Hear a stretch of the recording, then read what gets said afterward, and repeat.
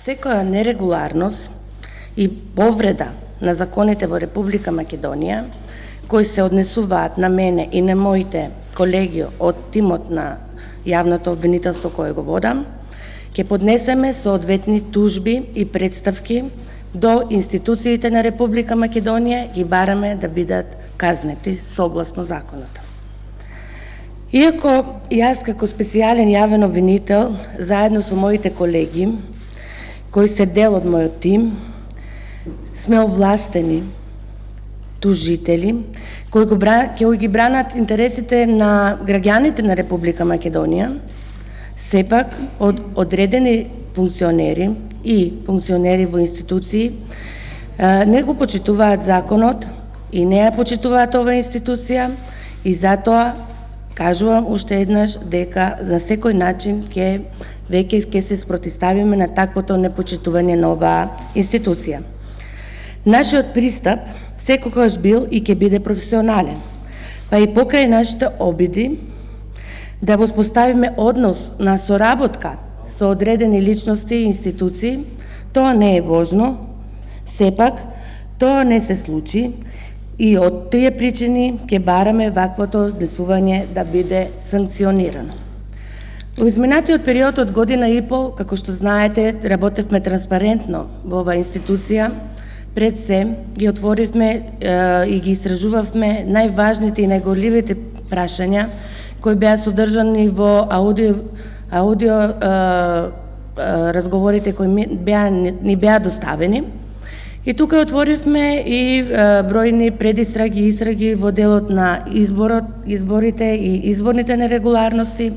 потоа кој, како и на кој начин прислушкувал Република Македонија, а исто така голем дел имаме и во предистрага и во истрага финансиски криминал кој го испитуваме врз основа на тие аудио снимки кои детално се потврдуваат со самите материјални докази кои ги прибираме во целиот период. Неспорно е дека овие финансиски истраги траат повеќе и кога се истражува финансиски криминал, доказите треба повеќе време да бидат анализирани, па од тие причини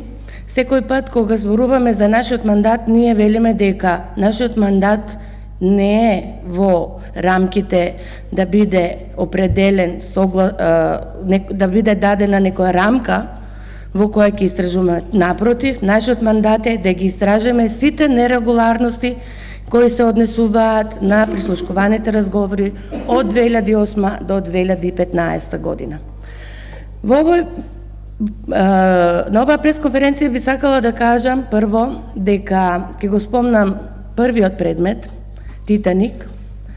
за кој би сакала да ви известам дека во оваа фаза на истрагата е проширена за 17 лица и за повеќе кривични дела. Тука има и финансиски импликации. Сакам да ви кажам дека ова се должи на тоа што после прислушувањето на аудио фајловите видовме дека има повеќе лица кои се инволвирани во овие кривични дела, а исто така се утврди и оваа истрага е отворена за 5 лица од 17 кои се осомничени лица кои делувале како создатели на групата и се работи за функционери од власта, а останатите осомничени се членови на групата, а кои се вработени како службени лица во повеќе државни органи. Основаното сомневање, како што кажав, произлегува од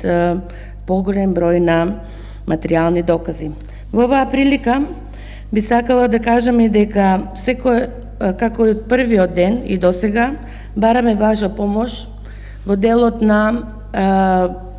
доставување на материјални докази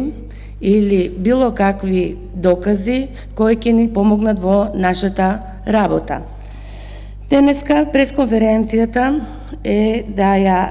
најавам најновата финансиска истрага која се води под името Труст, која се води повеќе време, А за која? Повеќе ќе ни каже нашата колешка, мојата колешка Фатиме Фетај, а колешката Ленче Ристовска ќе одговори на сите прашања кои се однесуваат на работата на специјалното јавно обвинителство и кои досега не се одговорени.